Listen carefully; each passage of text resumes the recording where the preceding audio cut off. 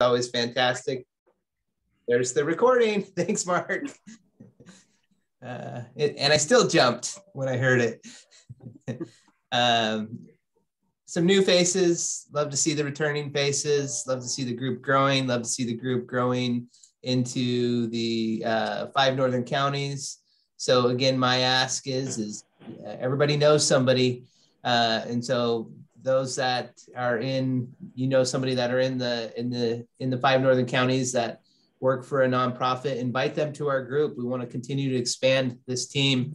It's a great team, a great group, and pretty excited today for our conversation. But before we dive in, I like to do just a roundtable, a virtual roundtable of introduce yourself, introduce who you represent, and then today, because today in March is National Frozen Food Month. So I didn't know that was a thing, but it is. So you have a choice. You've got 2 questions here. Either tell me your favorite frozen food, or if you can answer what is in the bottom of your freezer, share that. So one of 2, National Frozen Food. So introduce yourself, your agency, and then either your go-to frozen food, or if you can tell me what is in the bottom of your freezer, share that. So Lindsay from CDA 2030, you're up. Hi, I'm Lindsay Beecham with CDA 2030, and since I'm going first, I'm going to pick the easy one. My favorite frozen food is ice cream, of course. Can't go wrong with that. That's right. Thank you. Elaine. Good morning. I'm Elaine Kingston from Charity Reimagined, and I'm going to piggyback off Lindsay, but add a little bit and say it's a Dairy Queen Blizzard. Dairy Queen Blizzard. Awesome. Let's hear from CDA Aid. Hi, this is Bev Moss. I'm with CDA Aid, and the bottom of my freezer has some incredibly old huckleberries. and what's the shelf life on those? Those never go bad. I'm hoping it's 10 years because there's never an important enough occasion to actually use the huckleberries you paid $50 a gallon for. Or maybe only 25 10 years ago. Yeah. Awesome. Thank you. Christine. I'm Christine Everson. Kathy, who works here at NIC, my boss. And so I teach here, but now I'm also working a little bit of hours doing they're calling it student success navigation. And so kind of trying to help some of our students in the GED program who have other issues, besides learning issues. And hook up with other charities and other agencies. Can you hear me okay? Yep. Okay. Yes. Was there anything else I was supposed to say except the freezer part? I forgot. That's it. Just get to the freezer? Okay. Yeah. I'm thinking I really like in my freezer the pot stickers when my husband cooks them. I like it. That's awesome. Donna. Hi, I'm Donna Brundage. I'm representing St. Vincent de Paul and NAMI Coeur d'Alene this morning. And I, like Bev, mine are blueberries from Riley Creek from last July. So I'm doing better than her there. Excellent. Thanks, Donna. Carrie. Hello, Carrie Cedarquist. I'm with United Way of North Idaho. And let me think of what's in my freezer. There's a whole boatload of frozen Go-Gurts because that's my son's favorite. And I'm ashamed to say that I just thought about some salmon that's been in there for quite some time. So we'll check that for a freezer burn. Thanks, Gary. David. Hi. So David Gortner with St. Luke's Episcopal Church, and we house Family Promise in our facilities. And let's see. Well, I really like those chocolate covered ice cream bars from Costco. So those are in the freezer. And we have some frozen venison and wild boar that we haven't touched in a while. So just saving it for the right moment. Right. Susie.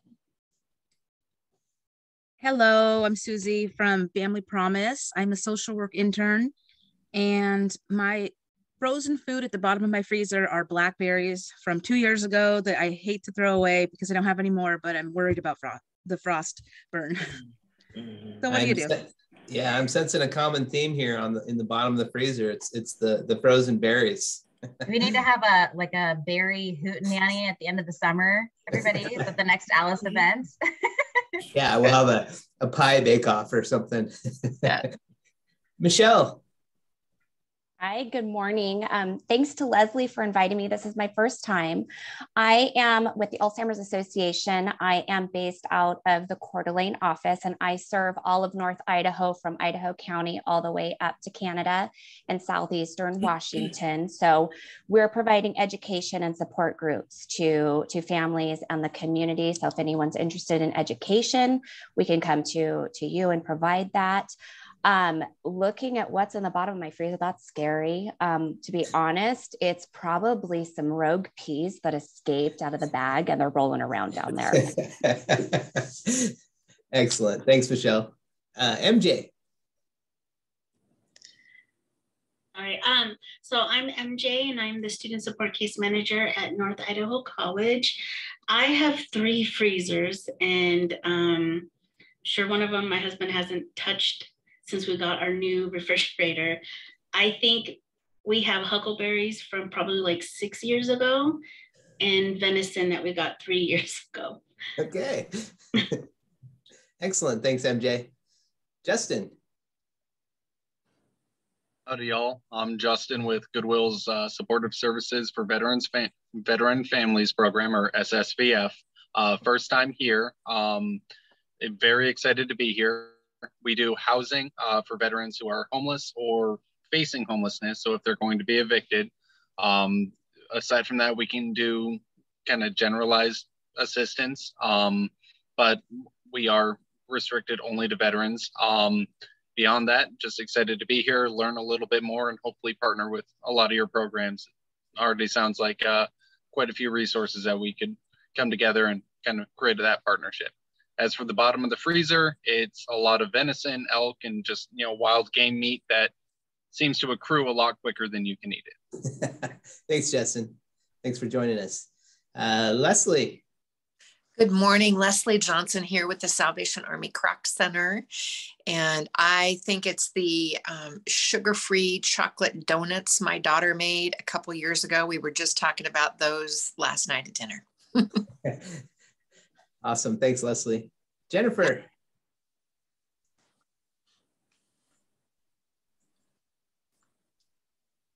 We will come back to Jennifer. Chrissy, are you on? Good morning. It's Chrissy from Navigation. Morning. And I'm going to shake things up a little bit. In the bottom of my freezer is a turkey. I bought an extra one at Thanksgiving because I thought there was going to be, the big turkey shortage. So I grabbed an extra to give to friends or family in case they didn't have one. But everybody got a turkey. So now I have a turkey in my freezer since Thanksgiving. Awesome. Thanks, Chrissy. Shelby. Hi, I'm Shelby Walsh with United Way of North Idaho. I'm the early learning coordinator.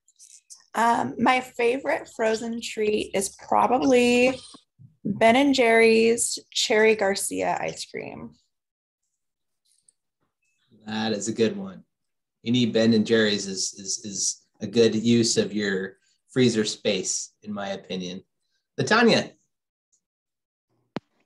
Hello, I'm LaTanya with North Idaho College Head Start.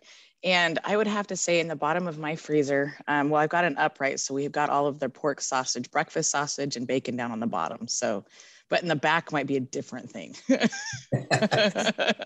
That's those hidden little, leftovers that we have frozen and forgot about. Depending on your freezer, it's either the bottom or the back. So that's right. things go to hide. Excellent. And then Vicki just jumped on. So Vicki, a quick introduction, who you represent, and the question for the group today is either your favorite go-to frozen food or what is in the bottom of your freezer.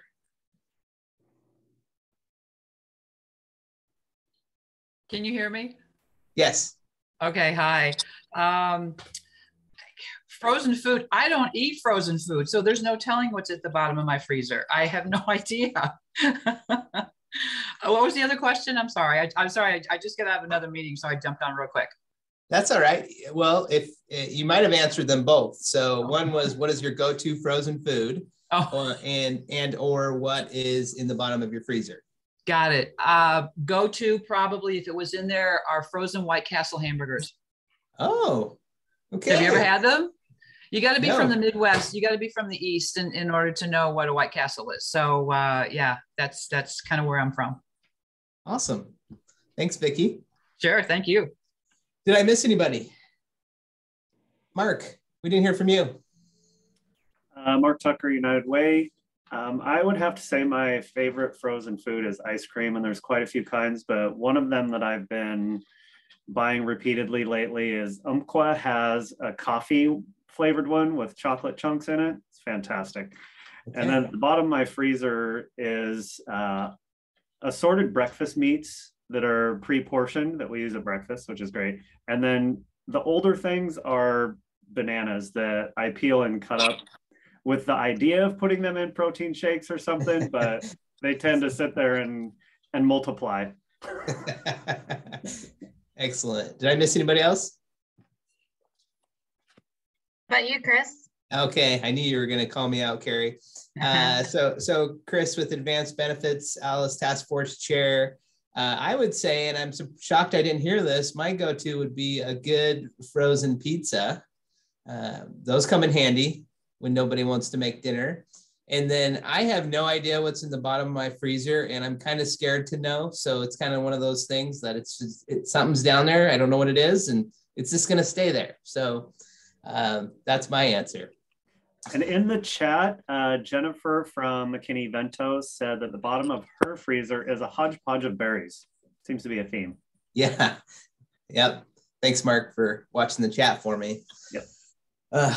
All right. So for those of you that are first timers here, again, welcome. So what we do on our monthly meeting is we have a featured speaker, and today we're in a few, we're going to hear from Mark and Carrie from United Way of North Idaho today.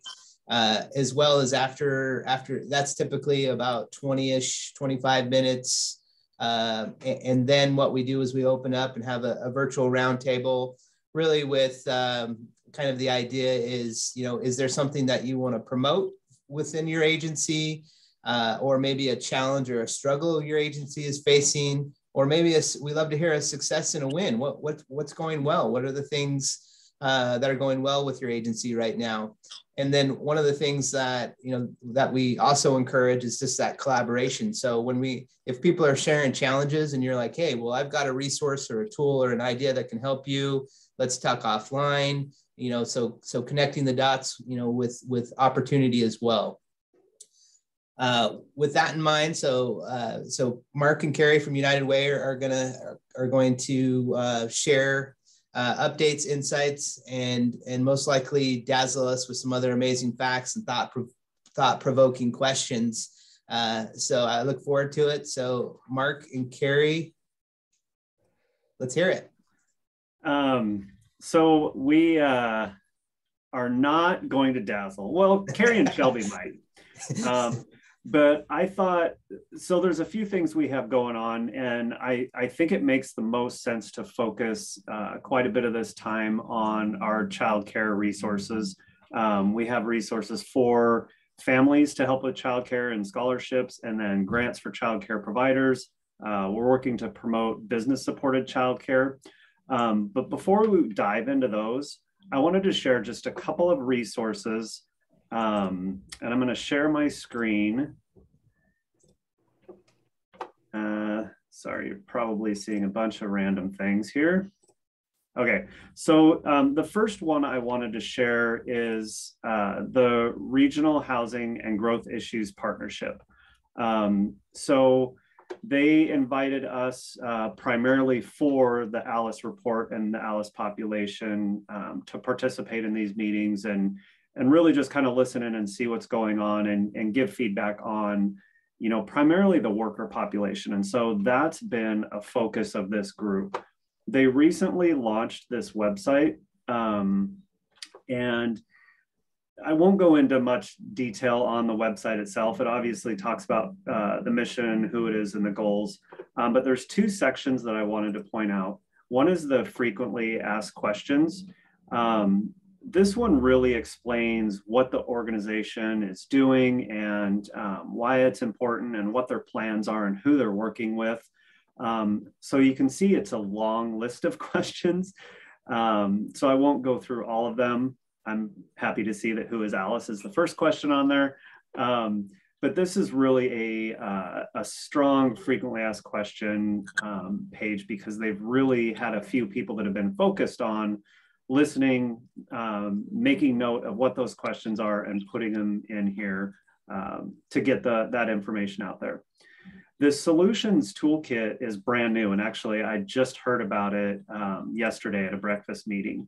So as these conversations have been happening, and there's representatives from Kootenai County, as well as several municipalities in the region, and then just community organizations like Panhandle Affordable Housing, Habitat for Humanity, you know, quite a few people that are on this call are represented in there as well. So as these conversations have gone, there's been people that say, well, what about land trust? What about co-ops? What about tiny homes? You know, all these different things that come up as potential solutions, they've put together into this solutions toolkit. And so if you go to those, and it's kind of funny, they have them by chapter, but you can read basically what it is, and some of them will have information like links to how this is working in other communities.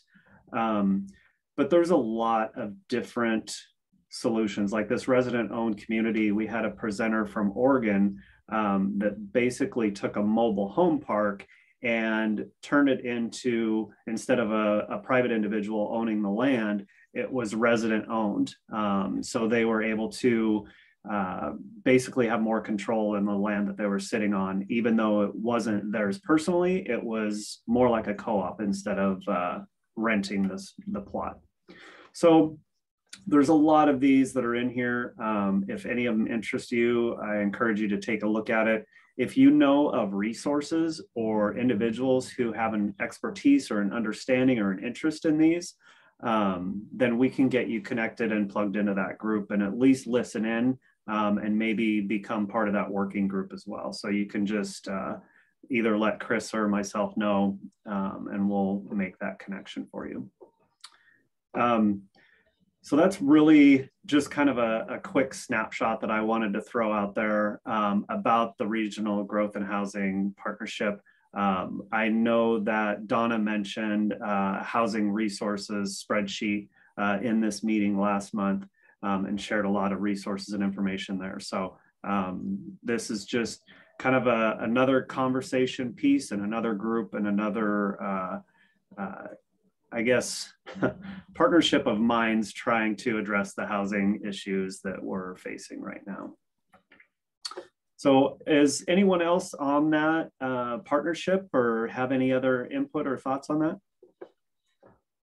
I go to those meetings and I communicate what happens in those meetings to the Region 1 Behavioral Health Board, which is a lot of nonprofits are represented there, mostly behavioral health and social services agencies. But yeah, there's great information on there and everybody should check the website out. Mark, thanks for sharing that. You bet. I'll put that in the chat. This is Bev with CDA. We had Kiki come last night and do the presentation about what's going on.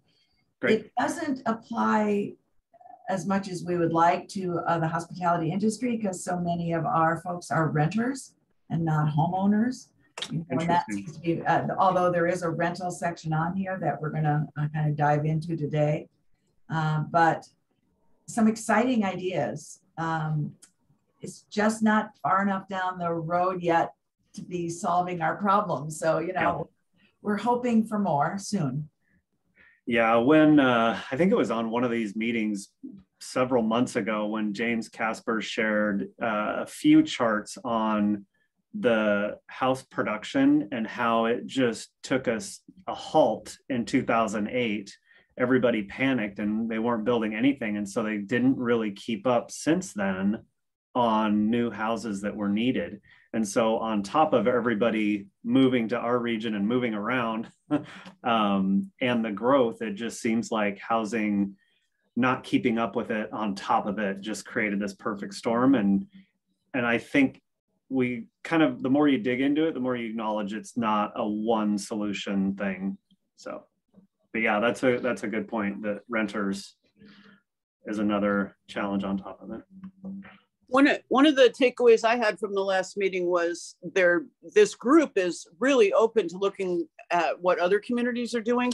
And one of the ideas they shared is what Sandpoint did, where it's voluntary lease restriction, where someone that has a house or someone that has a development even can restrict the leases to people that have been in the community for 2 years and been employed in the community for 2 years. So it's an idea to help kind of, the service workers, Bev, and just employees in general, because that's one of the biggest issues, right? There's no affordable housing for people that work here, and it's impacting all of us in several ways. So yeah, if you have any ideas about that, or you have information that you've seen other communities do that you've read about, this is like the group to bring those ideas to. Yep. Okay, well, I will pass it off to Carrie and Shelby to talk about another critical issue in our community, and that's childcare. Hey, thanks. I thought you were going to go into the find help as well over there, but I could, but let's talk childcare first, and then if we have time, I'll throw that in there. Okay, sounds good. Can you make it possible for me to screen share? Oh, possibly. Cool. So we, as you know, have been working on early care and education for the last several years. And I think the big issues here, so it's kind of funny, actually. I'll start with a different tack. So I don't know if you knew this, but Monday was National Child Care Provider Appreciation Day. We were able to hop on that and send out some thank yous and gift cards and things to our network of childcare providers. But I saw a tweet somewhere that said, if your job has an appreciation day, it probably means you're not getting paid enough. So I think that's really true with childcare providers. That's really the biggest issue I think that we have, is that unfortunately over decades of underfunding and I think underappreciation and recognition for the importance of early care, our childcare providers are some of the lowest paid in society, which is unacceptable because the work that they do is so critical to the foundation of children's development and growth, as well as a cornerstone infrastructure in our community for parents and families with young children. So when we talk about early care and education, we're talking about daycare, childcare, we're talking about families who have their children at home until they go to kindergarten. It's all one and the same, and learning happens everywhere. And so our goal is really to pull together not only resources to strengthen actual infrastructure and systems of outside of home care. So funding childcare providers, I just want to give them all the money that we have and can find, but it's also plugging in, or I guess they're already plugged in, but coordinating the systems that children interact with and that families interact with. So I'm talking about libraries, I'm talking about schools and transitions from early experiences. We're talking about nurses and pediatricians. Children are learning everywhere, and it takes a whole community. So just keep that as an umbrella in your mind. I think the biggest thing for Alice, this task force that we wanted to touch on, is the scholarships that are available to families, and then a couple other resources. So I've been seeing this every single month since we were able to start this program, but we still have plenty of funding, and it's really crucial to us to make sure that this funding goes to families to stabilize them and help them succeed in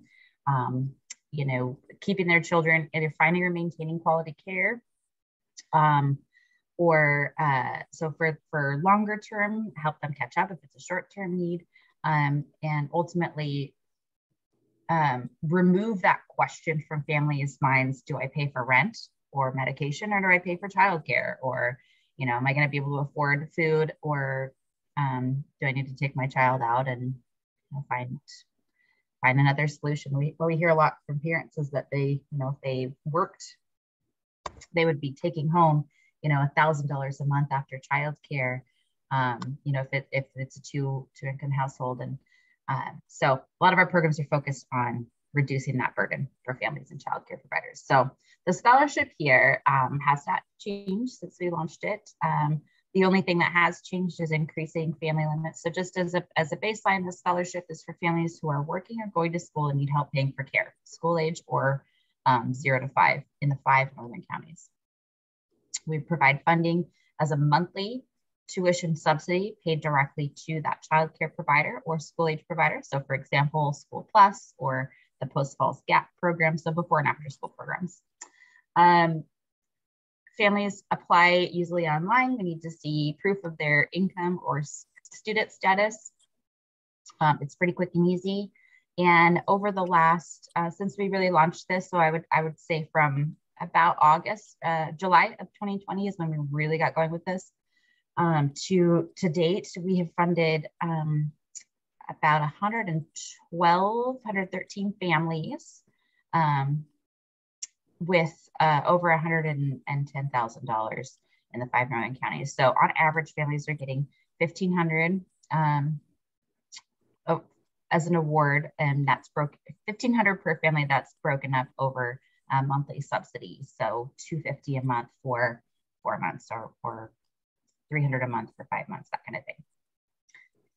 So the data that we see from this is that these families are, so 94% of applicants are single income household. Of those, about 75% are female headed households. Average age is 32, 33, early 30s there. 2 children, and they are earning on average about $200 to $300 a month over the limit for childcare assistance. So that income threshold of that would qualify a person for the Idaho Child Care Program does not make up for the true cost of care. So $200 to $300 over the limit is not enough to actually afford childcare. Typically, families are paying between $550 and $750 a month for care for one child. The scholarship, if you're interested in assisting with reviewing the scholarship, we do a monthly review. We have a small team of folks who help us make these evaluations and recommendations. So, our acceptance rate is about 99%. Of individuals who apply receive a scholarship. It's very, very rare that we wouldn't provide some level of support. So even if they're paying 7% of less of their monthly take-home pay, we'll still seek to understand what any other obstacles are to them having a stable family budget. And often those situations turn out to be sort of a short-term need that we can support. Anything up to this point that I'm missing, Mark or Shelby? Not that I can think of. Okay, so we do our monthly review of these scholarships. We have a small team. So if you're interested or have a passion for this and want to help folks, it's about an hour that we meet once per month. We provide the information in advance, the roster of applicants. And it's great to have other minds there with us, not only for transparency and the ethics of being good stewards of these community funds, but also what we find is it's really useful to have folks who are coming from different sectors to help us better meet the needs of families as far as finding other resources for them that we may not know about. We definitely refer folks a lot to the Alice Bulletins and other supports. So for example, I think Mark's going to mention later, we'll mention later the findhelpidaho.org, which is the new, or is the statewide version really of North Idaho Connections. So you can think of them as one and the same. So yep, scholarships. On that note, this is an ask to the people in this virtual room. we're looking to compile summer program resources. So for families that may not have reliable, consistent, or affordable care over the summer for particularly school-age children that may have relied on a before and after school program, we want to find out where those are. We want to make a resource list for families, and then we want to be able to provide scholarship support to families for those programs as well. So Leslie, I think if you've got something going on at the Kroc Center, shoot me an email. You probably do, because the Kroc Center is just so much. Parks and Rec programs, Boys and Girls Club, we've got those on the list, but I'd really love to hear from folks if there are other ideas, including Bonner County, Shoshone, Venua. It's not just Kootenai County that we're looking to support, but it's become apparent that that a lot of families are going to be in a bind in the summer if they've been relying on before and after school care, but need to work through the summer. So those are our scholarships. Any questions from the group about the scholarships, how to access? We have some great QR code business cards that Shelby and I can bring to your location so that it's really easy to give out to families. If you would like some of those, I don't have a sample one on me. It's in my car because that's how I roll, is just carry them around. They are just little business card size, and it makes it really easy. Families just, you can just scan with your phone, to open it up, take a picture, and it'll take you right to the online application. And this application is, again, takes about 20 minutes to fill out, really simple. And that was by design. We only, we get the information that we need. We're able to follow up with families if we're missing information. And it's just really, I think it's opened my eyes to the real situations that families are dealing with. And it's also provided us a concrete, tangible way to support families in their immediate needs without a lot of hoops to jump through or red tape. So on the flip side of that, we're helping families access care.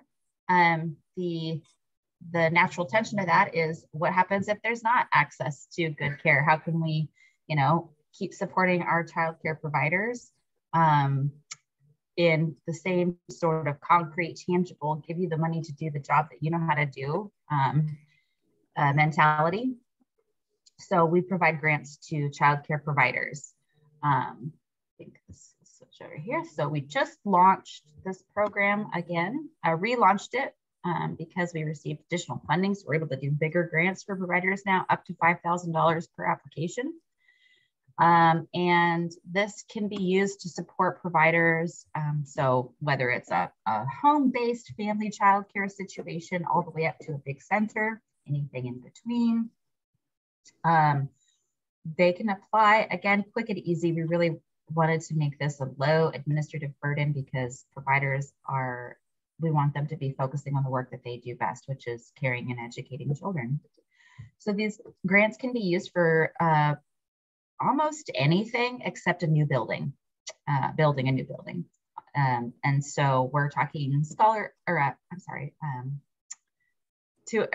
what am I trying to say? Personnel support, staffing support, wages, benefits, things like that. It can be used for playgrounds, licensing compliance, background checks. There's just a whole lot of things. Any providers that are struggling with recovering their finances, their stability after COVID, we can support that. And this program has been a little bit slower to get going, but again, it's launched, it's ready to go. We're inviting and directly reaching out to providers to help get some of these resources allocated to them. We also have a review team for this program. So if your passion or interest is in supporting this infrastructure of childcare providers, reach out, let us know. This again will be a once a month, 1 hour, just review and approve. And we want to green light as many as we can. So it's pretty rewarding review panel. We don't say no a lot. And then Shelby, would you like to talk a little bit about the ELC, the Early Learning Collaborative, and I'll navigate over to our page here. Carrie, I had one question about the provider grant. Sure. That came up when I was telling some people about it. Is that available once per year, or can they apply multiple times through the year? We don't have any restrictions on multiple applications for providers. Okay. Thank you. Mm-hmm. I'm getting a little sweaty on like this money that we're sitting on, and we want to get it out and get it allocated before September so that we don't have to give it back to the state. I really don't want to do that. So we want to get it out, make it right. Okay. So Shelby, are you on and available to chat about the Early Learning Collaborative? Yes, I am here. So our Early Learning Collaborative is amazing. It's a group of amazing people. So our collaborative is made up of stakeholders in our community who are focused on building up childcare quality and accessibility for families in our 5 northern counties here. Primarily, we have stakeholders from Kootenai and Bonner counties right now. So what we do is we have our guiding document, which is our statewide, oh my gosh, I'm just drawing a blank right now. Our statewide early care plan, which basically sets out a roadmap for us where there are 4 goals and a bunch of strategies of ways that we could improve childcare accessibility and quality in Northern Idaho. So we have our statewide strat plan. It is a very comprehensive document. There's a link on this webpage to read that whole document. Like I said, it's very comprehensive, but there are a lot of great strategies there. So what we've done is we've taken that document and we've adapted it to the needs here in Northern Idaho. So it is still aligned with our statewide strat plan in that we're still addressing the goals that were laid out by the state, but we've been able to adapt it to more fit the needs of what we need to address here first in Northern Idaho.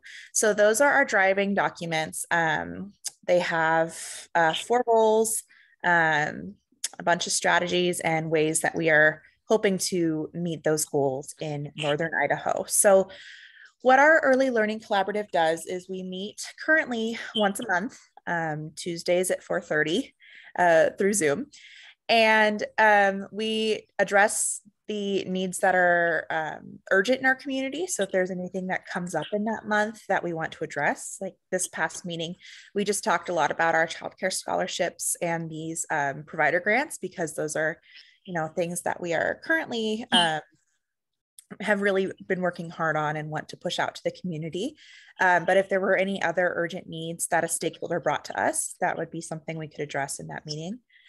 And we also look at ways that we are addressing our strategic plan. So ways that we are meeting our goals, meeting our strategies, and as well as developing other plans to do that in order to increase quality and access to childcare.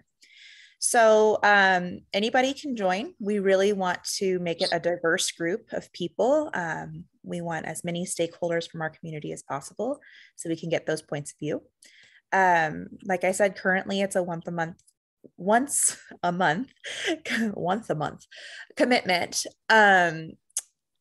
that might increase as we really roll out our strat plan and get our committees going. But currently it's a once a month commitment. And yeah, it's really rad. And I would highly encourage you to join if you are interested in improving childcare in our community. So this webpage is a great place to start. There's a lot of information. You can check out the strat plan. And if you're interested in joining, you can email me. I have my email in the chat already, or there's a survey button on the bottom of this page that you can click. It's a really quick survey. It'll take you probably 3 minutes.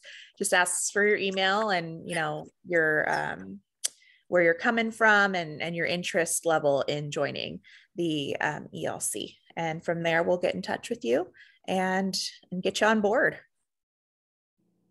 Yeah, the other thing to mention too is that we provide stipends for Early Learning Advisory Committee members, $1,500 through the calendar year for participation 85% or more meetings. A big reason for this is acknowledging and compensating people for their time and resources, but also removing any obstacles that they may have to participation.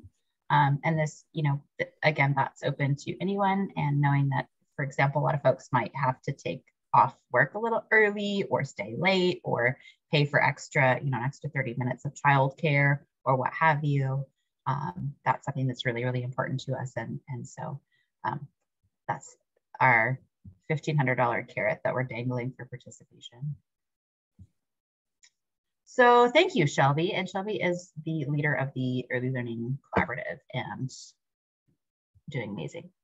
So the third thing that I think we wanted to touch on is how we're connecting with businesses and employers, really kind of leveraging the products that we've developed, specifically our scholarship program and a lot of the research that we've done on what quality care looks like, how the community can be a third leg of support to early care providers and families with young children.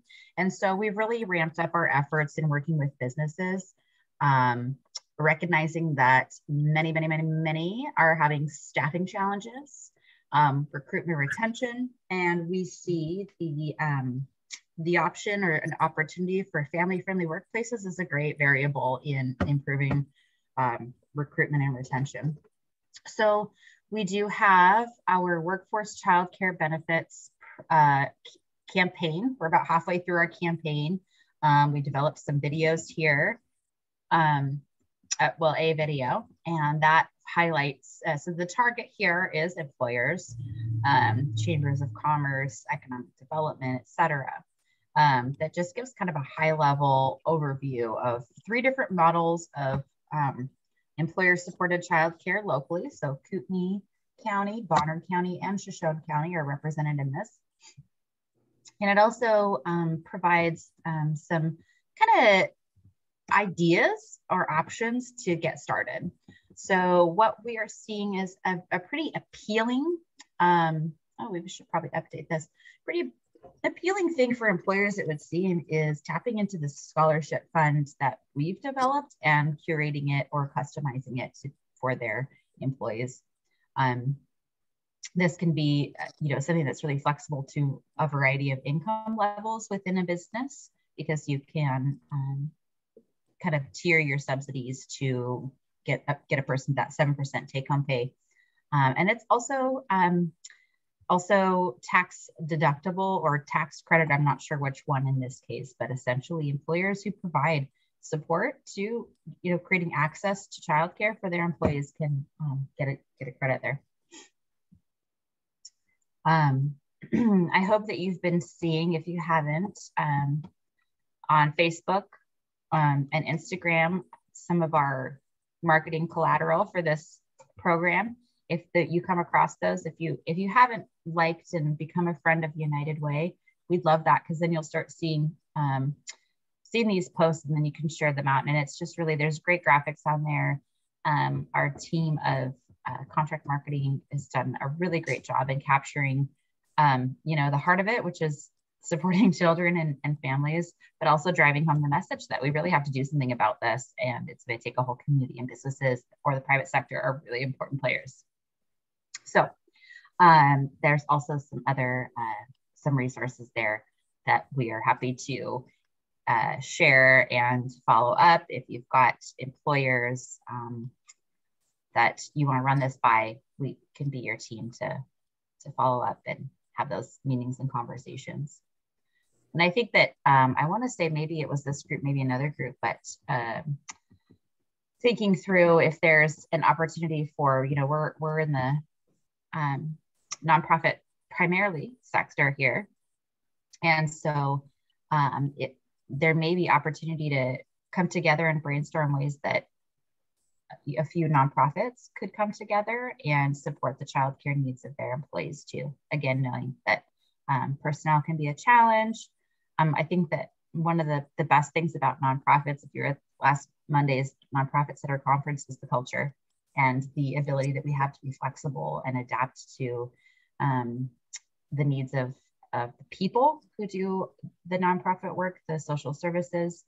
And I think one of those that's a pressing concern is what do you do with your children? I had the benefit when I was a new mom working at St. Vincent de Paul, until he started being able to move around, I was able to bring my son into work with me. And that was just a really great way that I was able to transition from the newborn stage into, and getting back to work and things. And, a lot of folks are finding that flexible work schedules, working from home, things like that are improving their work-life balance. So those are all things that we are sharing with our community, and hoping to just promote this culture of the whole family approach. And the bottom line is, if you're worried and stressed about, are your children safe? Are they cared for? Are they learning? Are they happy? If those are all questions constantly on a hamster wheel in your mind, it's your work is suffering, your mental health is suffering, and then in the long term, the whole community doesn't benefit when kids are not nurtured and safe and have a lot of opportunities. All right, that's my pitch. Any other questions for Mark, Shelby, or Carrie?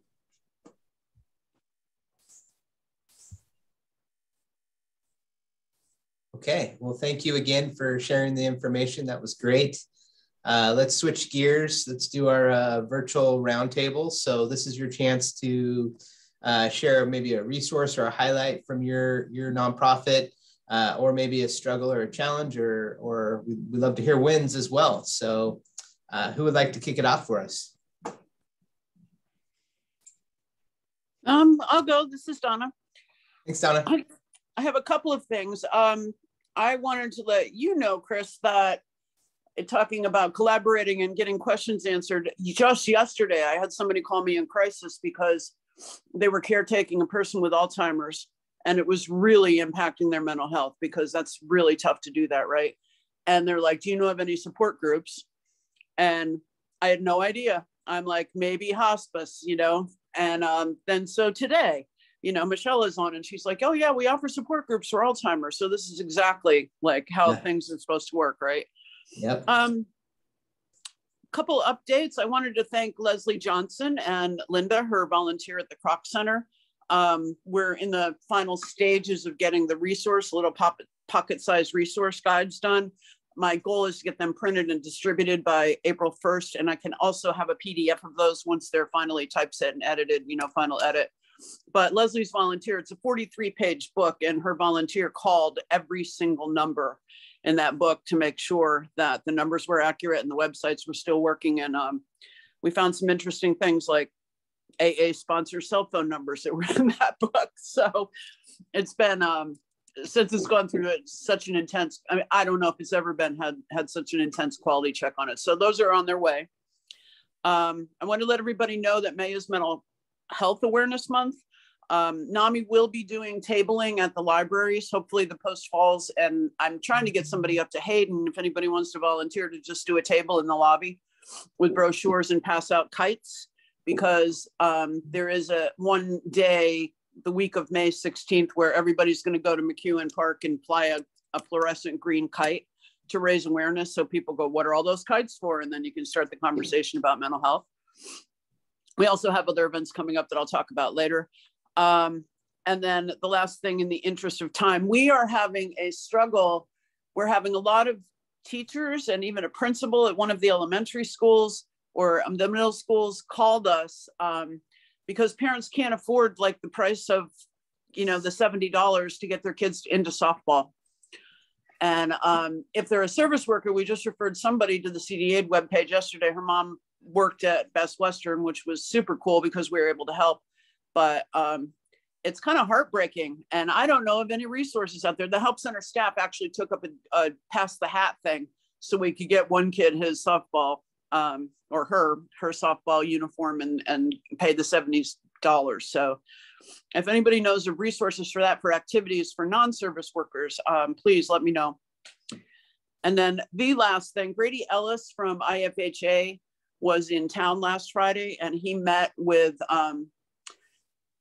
Kiki and Hillary and Mayor Hammond, as well as Larry Riley and Maggie Lyons. And then they went out to Post Falls and looked at some property out there. IFHA has a lot of money to spend, even money to purchase property, but it's just a matter of finding the property. But just to let people know, like IFHA is working. They're going to be like the main agency that distributes this funding from ARPA, and it's still some of the CARES Act money is left over. So they're looking to find property, and they're looking to find places that they can develop for low income or moderate income housing in the area. So that's all I got. Thanks, Donna. Who's next? I could go next. I think a lot of people on this call have already, I've already talked to them about Project Neighborly, but Project Neighborly is a grant program that we're partnering with Idaho Community Foundation on, and it's just a very simple application, and the requirement is really that you come up with an idea that promotes conversation amongst groups that might not normally talk to each other, a sense of neighborliness and civility. So I know Donna with NAMI, I think, is planning to apply for one, and I've spoken with a few other people, but there's things that individuals can apply for, like block parties, but then for nonprofits, opportunities for events that maybe the groups that you work with are could do something out in the community, or yeah, I can't think of, my mind's drawing a blank right now with ideas, but it doesn't usually do that. So if you have any questions, feel free to reach out to me. I can drop my email in the chat, or we will be at Emerge at Art Walk this Friday, and the community market at the Silver Lake Mall on Saturday, answering questions. So there's that. And then we're also looking at reaching out to lead partners that are working with us through our implementation plan to find out how we can best support them. So if anybody is interested in providing feedback on that, just let me know. Thanks, Lindsay. Anybody else like to share? This is Leslie from the Croc. I'd love to go. I've got another meeting I need to get to, if that's okay, Chris. Absolutely. Great. Well, I just wanted to let the team here know that we're having great success with our well outreach on Thursday nights. We have about 20 to 30 people that join us every week. We do have 2 doctors that are volunteering with us to help encourage the participants to reach goals, set goals. We're focused on SMART goals, and just to listen, to encourage, and then to exercise with at the end of the 2 hours that we're together. Childcare is available, and it is free. You don't have to be a member. I'm out of breath. Just ran up the stairs. Okay, so, and then I wanted to let everyone know that our Pathway of Hope, we are now looking for 2 families to join us again. And that's a nationwide initiative through the Salvation Army to walk alongside families who are in generational poverty to help them get up and out of living in that generational poverty. So if you happen to know of a family or are working with a family that could benefit, it can be a single family, a single parent with kids. Send them my direction. I'd love to talk to them and see if they might be a good fit for our Pathway of Hope program. Thanks so much. Have a great day. Thanks, Leslie. You're welcome. Any other shares for the group? Yeah. Hi, Chris. This is Vicki. Hi, this is Chrissy. Oh, we'll do Vicki and then Chrissy. Okay. Thank you. Just wanted to update you guys on surrenders of animals at the shelter. I know the media was real big on when COVID was around that everybody was going to adopt and then everybody was going to surrender them back when they went back to work. We never saw either one of those. However, in recent months, we have seen more animals being surrendered because of people losing their homes or moving out of the area. So if people have an animal and they can't take it with them, please send them our way, have them call, and we'll try to work something out. Typically, there is a surrender fee. It's only $65, but if they cannot afford to pay that, we will work with them and be able to take care of their animal for them. The other thing that some of you folks might be interested in is we do have a pet food bank, and people can receive free pet food every month by coming out here. They do have to apply for it. They do have to qualify for it. But if purchasing food is one of the reasons why they can't keep their pet, hopefully this would help them out. All that information is on our website. Again, they can call, they can stop out. We can give them the forms to fill out and get them on that list. But hopefully those two things will help some folks in the community. Excellent. Thanks, Vicki. Chrissy? So I'm going to be a little bit selfish with my time today. In Navigation Week, we're just continuing to do much of the same work that we do and have always done. But we do have an open position in our Coeur d'Alene office. So I just wanted to throw that out there. It's currently on the state website. So if you know anybody who you think might be a good fit, organized, task-oriented, likes to work with families, that sort of thing, send them the information, because we would sure like to get some really good applicants. And I put the link in the chat just for convenience sake. Excellent. Thank you. Anyone else? Howdy, it's Justin. I'd like to pop in just a little bit. I don't believe anyone from Goodwill SSVF has been involved with the ALICE task force thus far. We had a decent bit of turnover, so a lot of the institutional knowledge was lost. So I just wanted to give a brief overview of what our program is over here in North Idaho. So we're based out of Spokane. We have one office here in Post Falls. I'm here temporarily, but as we kind of get the ball rolling more and more, we'll get a greater presence. So we serve from Latah County up to the Canadian border, and we are generally able to assist with housing, but we have a decent bit of funding available for other uses, as long as we can create a even tenuous argument that it would assist with stability.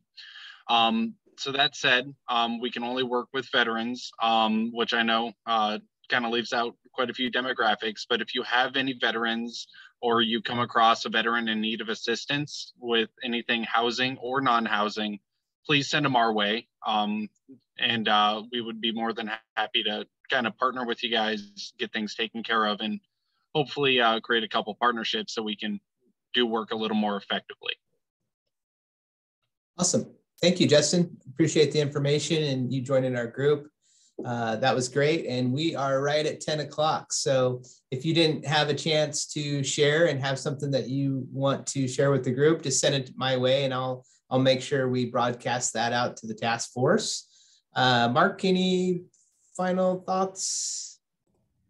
No, it's good to see the new faces and hear several people mention collaborating and working together. So I think that's a great use for this group, and I'm glad more people are coming on board with that mindset. Awesome. Thanks, Mark, and thanks for everybody who shared today. Appreciate it. Appreciate all you. Have a great rest of your month. Get to those bottom of your freezers, get those frozen berries. Let's make some pies. Anyway, have a great rest of your day. Thanks, everybody.